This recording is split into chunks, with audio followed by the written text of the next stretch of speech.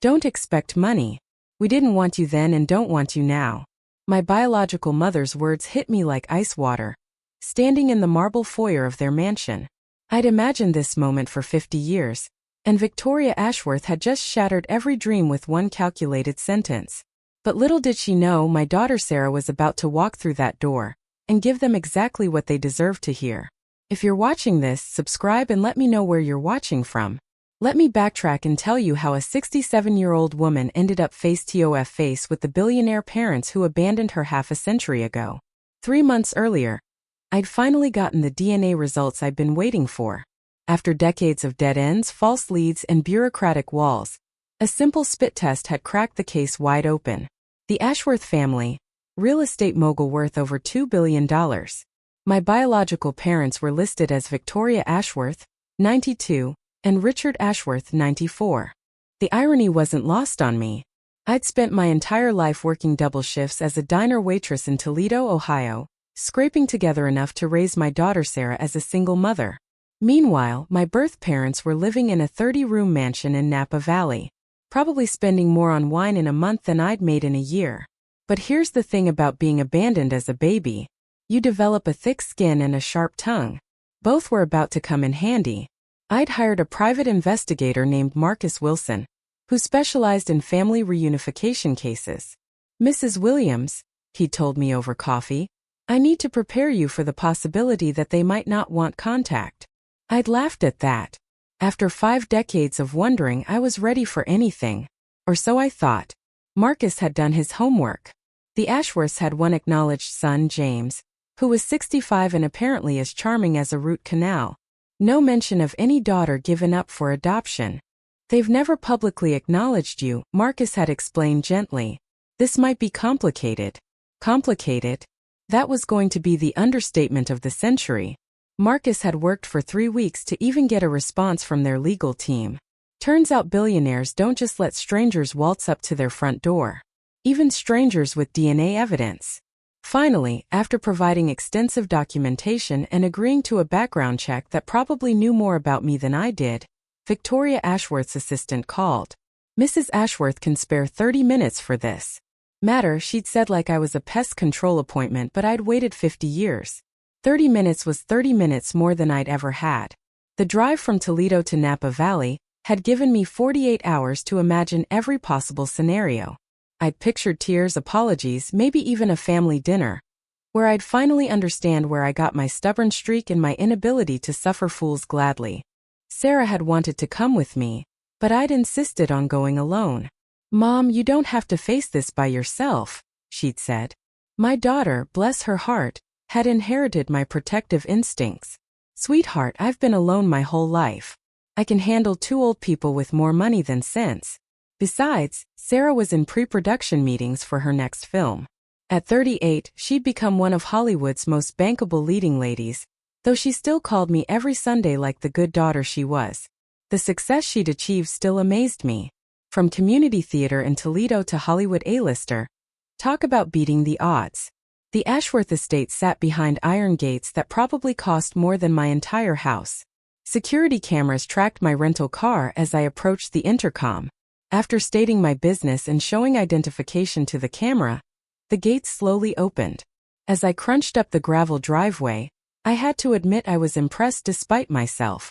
Manicured gardens stretched as far as I could see, and the mansion looked like something out of Architectural Digest.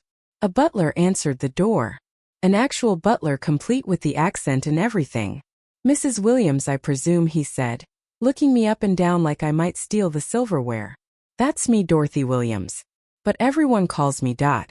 I figured if we were doing this, we might as well get comfortable. The butler, Thomas, he introduced himself, led me through hallways lined with paintings that probably cost more than my annual salary. Mrs. Ashworth is waiting in the conservatory, he said.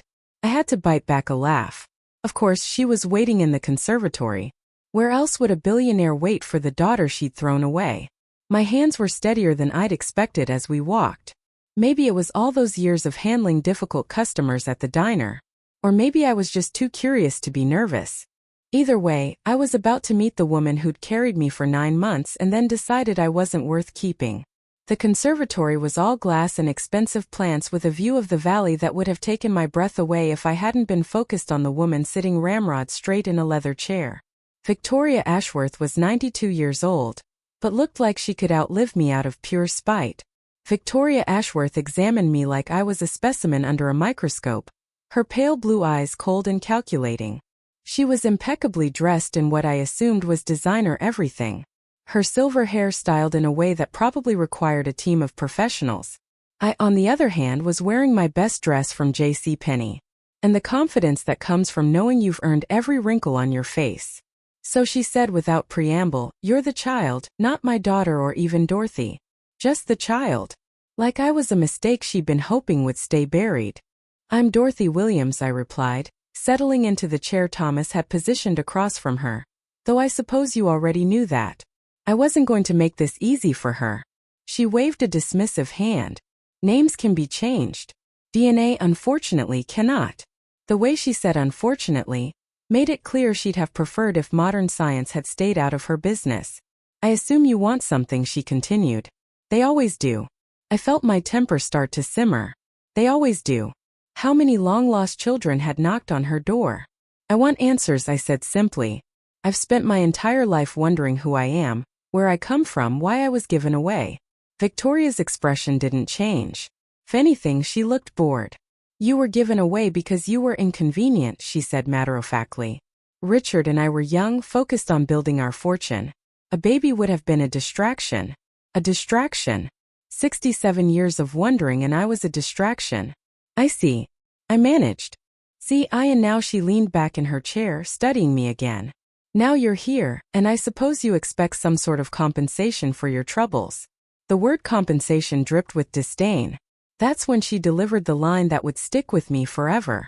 "Don't expect money. We didn't want you then and don't want you now." The casual cruelty of it was breathtaking. This woman had just dismissed my entire existence like I was asking for spare change. But I'd learned a long time ago that the best response to cruelty is grace under pressure. "Well," I said, standing up slowly. "That's certainly clear." I smoothed down my dress and looked around the conservatory one more time. Beautiful plants, by the way. Must take a lot of care to keep something thriving in such a cold environment. If she caught the double meaning, she didn't show it. "Where do you think you're going?" Victoria's voice cut through the conservatory like a blade. I'd been walking toward the door, but apparently our little chat wasn't over yet. "I assumed we were finished," I replied, turning back to face her. "You've made your position quite clear." She gestured for me to sit back down. "Richard hasn't met you yet. It would be rude to leave without seeing him." "Oh, how thoughtful." After 50 years of silence, she was suddenly concerned about rudeness. But I was curious about the man who'd helped create me and then walked away. "Of course," I said, settling back into my chair. "Wouldn't want to be rude." The sarcasm was probably lost on her, but it made me feel better. Richard Ashworth entered the conservatory 10 minutes later, moving slowly with the aid of an ornate walking stick. Where Victoria was cold steel, Richard was faded grandeur. He'd probably been handsome once, but now he just looked like an old man who'd lived too long and seen too much. "So you're Dorothy," he said, lowering himself into a chair beside Victoria. "You have the family eyes." "That's what the DNA test suggested," I replied. At least he'd used my name. It was a small improvement over being called the child. He studied me for a long moment. "What do you do for work?" he asked. Victoria shot him a look that could have frozen hell itself. Apparently, we weren't supposed to get personal. "I'm a waitress," I said proudly. "Been working at Mel's Diner in Toledo for 23 years. I'd seen enough shame in my life to know I wasn't going to start feeling it now." Richard nodded slowly. "Honest work," he said. Victoria's expression suggested she disagreed. "Richard," she said sharply, "we've already discussed this situation." Situation? That's what I was to them. A situation to be managed. "Have you?" I asked. "Because I haven't discussed anything yet. I haven't told you about my daughter or my life, or what I've built from nothing." Victoria's eyes narrowed. "We're not interested in your accomplishments." The sound of approaching footsteps in the hallway interrupted us. Thomas appeared in the doorway, looking more composed than he had when he'd first answered the door. "Madam, there's a Miss Williams here to see you." She says she's Mrs. Williams' daughter and that she's expected. My heart skipped a beat. Expected? Sarah and I had talked about this visit extensively over the past week, and she'd made me promise to call her the moment I left the estate. Expected? Victoria asked sharply. Thomas nodded. She has identification and she does bear a resemblance to Mrs. Williams. She also mentioned she sent a text message earlier today. That's when I remembered Sarah had indeed texted me during my drive, saying she'd wrapped her meetings early and might try to join me if I needed moral support. Sarah Williams swept into the conservatory like she owned the place, which given her current box office status she might as well have. My daughter had inherited my height, but added Hollywood glamour to it. Even in jeans and a simple sweater, she commanded attention in a way that made Victoria Ashworth look like a museum piece. Sorry I'm late, Mom, Sarah said, kissing my cheek before turning to face my biological parents. The flight from Vancouver was delayed, and then traffic from the airport was murder. Victoria and Richard stared at her with the kind of recognition that comes from seeing someone on magazine covers and movie screens. Your Victoria began for the first time since I'd arrived, looking genuinely surprised. Sarah Williams, my daughter said with the smile that had launched a dozen romantic comedies. Dorothy's daughter, your granddaughter, I suppose. I watched Richard's face go through several expressions before settling on something that might have been pride. Typical. They couldn't be bothered with a diner waitress, but a movie star granddaughter was suddenly interesting. I thought you were in meetings, I said to Sarah, still processing her unexpected arrival. Wrapped early yesterday, she replied, settling into a chair beside me. I flew down this morning. I wasn't going to let you face this alone, especially after you called last night sounding so nervous. She was right. I had called her, rambling about my anxiety for the meeting.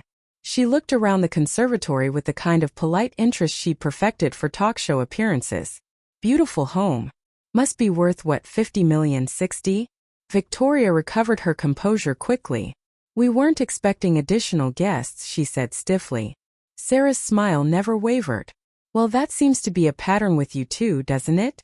Not expecting people. The temperature in the room dropped about 10 degrees. Sarah started, but she held up a hand. It's okay, Mom. I've been looking forward to meeting them. She turned back to Victoria and Richard. You know, I've heard so much about you over the years. Every birthday, every Christmas, every milestone in my life, Mom wondered if her birth parents ever thought about her. If they ever regretted their choice. Richard shifted uncomfortably in his chair. Victoria remained stone-faced. And now I know the answer, Sarah continued. You didn't think about her. You don't regret anything. In fact, you're treating her like she's here to steal the silver rather than finally meet the people who created her. The silence stretched between us like a taut wire. Then Victoria spoke.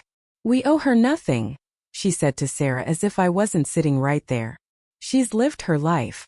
We've lived ours. Sarah leaned back in her chair, and I recognized the expression on her face. It was the same one I got right before I told a difficult customer exactly what I thought of their attitude. You're absolutely right, Sarah said, her voice deceptively calm. You don't owe her anything, but I'm curious about something. She pulled out her phone and began scrolling through it.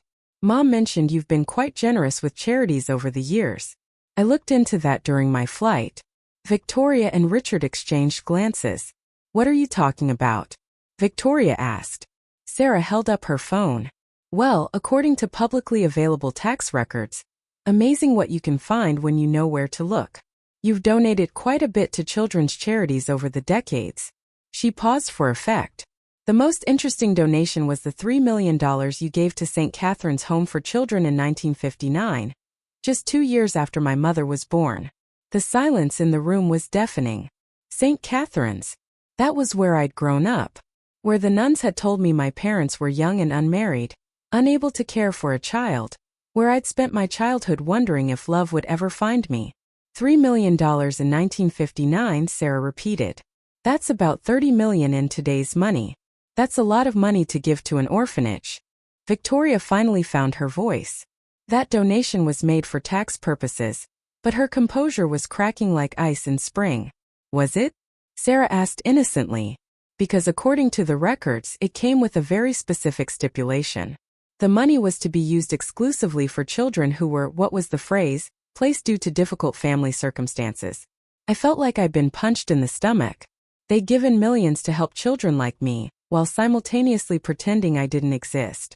You donated money to help abandoned children while refusing to acknowledge your own, I said quietly. The hypocrisy was breathtaking. There's more, Sarah said, consulting her phone again. $2 million to Children's Hospital in 1975, $4 million to the Foster Care Foundation in 1983, another $6 million to various adoption agencies over the years. She looked up at them. $28 million in total to help children who were given away, but not one penny to the child you actually gave away. Richard was no longer looking at us. His eyes were fixed on his hands, and for the first time, he looked every one of his 94 years. We were trying to do good, he said weakly. We were young when Dorothy was born. We thought you could buy your way out of guilt, Sarah finished. Newsflash, it didn't work. That's when we heard a car door slam outside, followed by raised voices. Thomas appeared in the doorway, looking genuinely distressed. Sir, Madam, Master James is here. He seems agitated. James Ashworth burst into the conservatory like a storm front. His face red with exertion and what I assumed was panic. He was a soft-looking man in his 60s with the kind of paunch that came from too many business lunches and not enough physical labor. His expensive suit couldn't hide the fact that he was sweating profusely. Mother, father, he gasped. What the hell do you think you're doing? He stopped short when he saw Sarah and me. You actually let them in? He demanded. Do you have any idea what this could cost us? Victoria straightened in her chair. James, meet your half-sister Dorothy and your niece Sarah. James' eyes widened as he recognized my daughter, but his panic quickly overshadowed any star-struck moment. This is a disaster, he said, pacing the length of the conservatory. I got a call from our head of security 20 minutes ago. Apparently, someone's been making inquiries about our family trust. Professional inquiries. He turned to Sarah. I assumed that was you. Sarah smiled sweetly. Actually, that would be my business manager, Patricia Chen. She's very thorough when it comes to protecting my interests and apparently protecting my family's interests too. She pulled out her phone. Funny thing about being a successful actress, you get access to some very expensive legal minds. When I heard Mom was coming here, I asked Patricia to do some research. What kind of research? Victoria asked, her voice tight with concern. Sarah consulted her phone. Well, turns out Patricia used to work for Goldman Sachs before she became a talent manager. She knows how to read financial documents, and she has friends who specialize in family trust law. James' face had gone pale. What exactly did she find? Sarah's expression grew serious. She found that your grandfather was apparently much smarter than any of you realized. When he set up the original family trust in 1952, he included what's called a bloodline protection clause. Basically, any biological heir with legitimate DNA evidence is entitled to an equal share of family assets. The room felt like it was spinning. How much are we talking about? I asked quietly. Sarah looked at her phone again. Well, according to Patricia's research, the family trust is worth approximately $1.8 billion. James gets a third as the acknowledged son, and any other biological children get equal shares of the remaining assets. She looked up at me. Congratulations, Mom. You're entitled to about $600 million. Victoria made a choking sound. That's impossible. We would have changed that clause years ago if we'd known about it. Sarah shook her head. Can't. That's the brilliant part. Your grandfather included a specific provision that the bloodline clause could only be removed with unanimous consent of all living heirs. Since you never acknowledged Dorothy, she was never asked for consent. James was gripping the back of a chair so hard his knuckles were white. This will destroy everything, he whispered. The board, the shareholders, the business partnerships, they all depend on stable family control. Sarah tilted her head sympathetically. That does sound like a problem for you. Stop, James said, his voice rising to near hysteria. You don't understand what you're doing. This isn't just about money. It's about 40 years of business relationships, partnerships, board positions. If word gets out that there's been a hidden heir for 67 years, it'll create chaos in every deal we've ever made. Sarah stood up and began walking around the conservatory like she was delivering a closing argument. You know what, James? I'm starting to understand the family dynamic here. She gestured toward Victoria and Richard. Your parents abandoned their daughter because she was inconvenient for their business plans. And now you're having a panic attack because acknowledging her might be inconvenient for yours. You don't understand the complexity. James started, but Sarah cut him off. Oh, I understand perfectly. I work in an industry where image is everything, where one scandal can end a career. The difference is I don't throw family members under the bus to protect my bottom line. She pulled out another folder from her purse. Patricia also found some interesting information about your recent business activities. Apparently, you've been quietly moving assets around, transferring properties to offshore companies, restructuring debt obligations. She looked directly at James, almost like you knew this day might come. Richard's walking stick clattered to the floor. How could you possibly know about those transactions? He asked weakly. Sarah's smile was sharp. Patricia has friends everywhere, including at the SEC. When you move that much money around, people notice. The question is, why were you preparing for this if you never expected it to happen? Victoria's mask was completely gone now. She looked old and tired and maybe for the first time a little bit scared. We've always known the clause existed, she admitted quietly. Our lawyers have been looking for a way around it for decades. And you never found one, Sarah continued. Because your grandfather was smarter than all of you combined. He wanted to make sure the family fortune went to family, not just to whoever happened to be convenient at the time. She turned to me. Mom, you're not just entitled to this money. You're entitled to a board seat, voting rights, and full access to all family business records. James made a sound like a wounded animal. She can't just walk in here and take over everything we've built. Sarah's expression hardened. Everything you built. From what I can see, you inherited an empire and have been coasting on your grandfather's vision ever since. That's when my phone buzzed with a text message. I glanced at it and felt a chill run down my spine. Patricia says we have a problem. I read aloud. Apparently, someone at the Ashworth legal firm has been asking questions about me. They know about my visit. James's face flushed red. I called our attorneys the moment security told me about the inquiries. We have rights too. You know, we can protect ourselves. Sarah laughed, but it wasn't a pleasant sound. Protect yourselves. From what? From having to acknowledge the daughter you threw away. From financial extortion, James snapped. From people who think they can waltz in here and demand money from families who've worked for generations to build something meaningful. The venom in his voice was breathtaking. This was my half-brother, and he saw me as nothing more than a threat to his bank account. Financial extortion. I stood up slowly, feeling every one of my 67 years. James, I didn't even know about any inheritance until 10 minutes ago. I came here for answers, not money. I looked from Victoria to Richard to James. I wanted to know why. I wanted to understand how three people could create a life and then just forget about it. Victoria tried to speak, but I held up my hand. For 67 years I've wondered if you ever thought about me. If you ever regretted your choice, if you ever wondered what kind of person I became. I walked to the window overlooking their perfect gardens. I wanted to know if I had your eyes, your smile, your stubbornness. I wanted family. We were 25 and 27, Victoria said quietly. Richard's family business was failing. My father was threatening to disown me if I didn't marry someone who could save the family finances. We thought a baby would ruin everything we were trying to build. So, you built an empire instead, I said, turning back to them. Congratulations. Was it worth it? Richard retrieved his walking stick with shaking hands. We told ourselves you'd be better off, he said.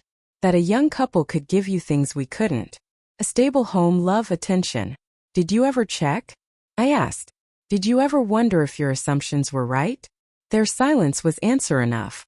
Because if you had, I continued, you would have learned that I was placed with the Hendersons, a couple in their 50s who'd given up hope of having children.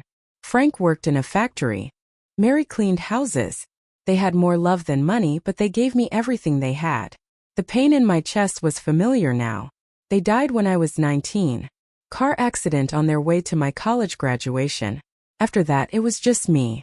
No family, no safety net, no trust fund to fall back on. I gestured around the conservatory. So, yes, I built my life from nothing. And yes, I made mistakes, but I never abandoned a child. Victoria was crying now, silent tears that carved tracks through her perfectly applied makeup. We can't undo what we did, she said.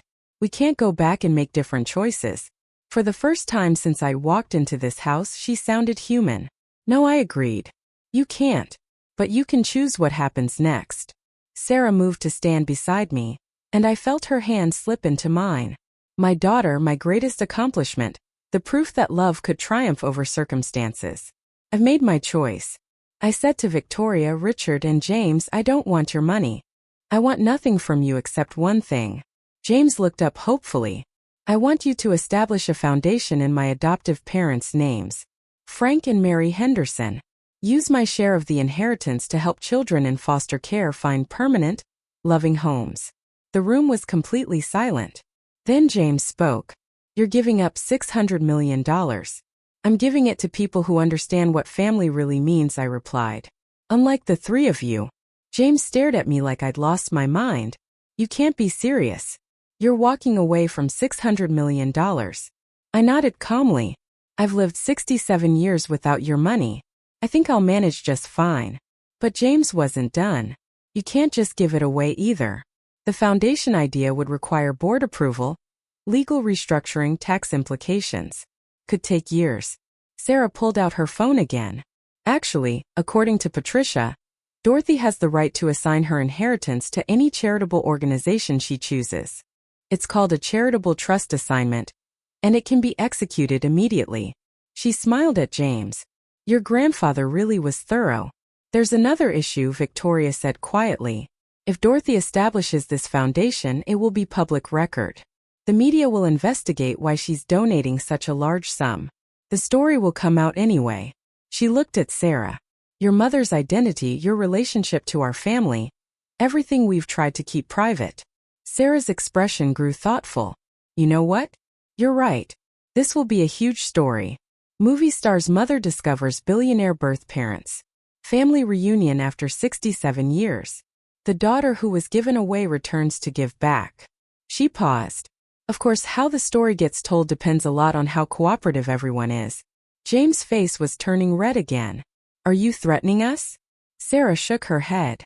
I'm offering you a choice. We can do this quietly with dignity, focusing on the positive aspects of Dorothy's decision to help children in need. Or we can do it the other way, where I start giving interviews about how my mother was treated when she tried to reconnect with her birth family. The power dynamic in the room had shifted completely. For the first time since I'd arrived, the Ashworths were the ones at a disadvantage. What do you want? Victoria asked quietly. I want my mother to be treated with respect, Sarah said simply. I want acknowledgement that she exists, that she's always existed, and that giving her away was a mistake. And I want this foundation established exactly as she's requested, with full family support. Richard had been silent through most of this exchange, but now he spoke up. What about James? What about his position with the company, his inheritance? Sarah looked at my half-brother with something that might have been pity. James keeps his third of the inheritance, his board position, his business relationships. All we're asking is that he stop treating my mother like she's here to steal something that was never really his to begin with. And if we refuse, James asked. Sarah's smile returned, but it wasn't warm. Then Patricia has a very different conversation with her friends at the financial press. And I have a very different conversation with my publicist. She paused. Your choice. The silence stretched on for what felt like hours. Finally, Victoria spoke. What would you need from us? A public statement, Sarah said without hesitation, acknowledging Dorothy as your daughter, and explaining the circumstances of her adoption in a way that shows respect for all parties involved. She pulled out her phone and began reading. Patricia already drafted something. The Ashworth family is pleased to announce the reunion with Victoria and Richard's daughter, Dorothy Williams, who was placed for adoption in 1958, due to the young parents' circumstances at the time. She continued reading. We are proud of the extraordinary life Dorothy has built, and are honored to support her decision to establish the Henderson Foundation for Foster Care, named after her loving adoptive parents. How does that sound? Victoria and Richard exchanged a long look. 67 years of marriage, and they could still communicate without words. It sounds fair, Victoria said finally. James opened his mouth to protest, but Richard held up his hand. "Dorothy," Richard said, looking directly at me for the first time since this conversation began, "I want you to know that not a day has passed in 67 years that I haven't thought about you, about what kind of woman you became, whether you were happy, whether you found love." His voice broke slightly. I know it doesn't excuse what we did, but you were never forgotten." I felt tears sting my eyes, but I kept my voice steady. "Then why didn't you ever try to find me?" He was quiet for a long moment. "Because we were cowards. Because we told ourselves you were better off without us. Because admitting we'd made a mistake would have meant facing what we'd given up." Victoria stood up slowly, her composure finally completely gone. "Dorothy, I know you'll probably never forgive us. I know we don't deserve forgiveness, but I need you to know that giving you away was the biggest mistake of my life. Not because of the money, not because of the publicity, but because I lost the chance to know an extraordinary woman." She reached into her purse and pulled out a small photograph yellowed with age. "This is the only picture I have of you taken at the hospital before." She couldn't finish the sentence. The photo showed a tiny baby with dark hair and serious eyes. Me 67 years ago. "I've carried this with me every day since 1958. Victoria continued. "I know it doesn't make up for anything, but I want you to have it." She held out the photograph with trembling hands. I looked at the picture, then at these 3 people who shared my DNA but had never shared my life. "I'll take it," I said finally. "Not because it changes anything, but because every child deserves to know where they came from." Sarah moved to my side. "There's one more thing," she said to Victoria, Richard, and James. "The foundation will be headquartered in Toledo, Ohio. Dorothy will remain on the board, but she'll continue living her life exactly as she chooses. No family obligations, no expectations, no strings attached." I smiled at my daughter, understanding what she was doing. She was making sure I could accept their money for the foundation without accepting them into my life. "And if any of you want a relationship with me," I added, "you'll have to earn it starting from scratch. Like any family relationship should be built on respect, trust, and genuine care." Victoria nodded through her tears. "We understand." James still looked like he'd swallowed something sour, but he didn't protest. The legal paperwork would take weeks to complete, but the important conversation was over. As Sarah and I walked toward the conservatory door, I felt lighter than I had in years. I'd found my birth family, learned the truth about where I came from, and discovered that sometimes the family you choose is worth more than the one you're born into. "You know what the best part is?" I said to Sarah as we reached our rental car. She smiled at me. This brilliant, successful woman who still called me every Sunday. "What's that, Mom?" I already had everything I needed. I just didn't realize it until now. We drove away from the Ashworth mansion, leaving behind a lifetime of questions and taking with us the only answer that really mattered. Love isn't about blood or money or even time. It's about choosing to show up for each other every single day. And I'd been blessed with someone who'd been showing up for me since the day she was born. Thanks for listening. Don't forget to subscribe and feel free to share your story in the comments. Your voice matters.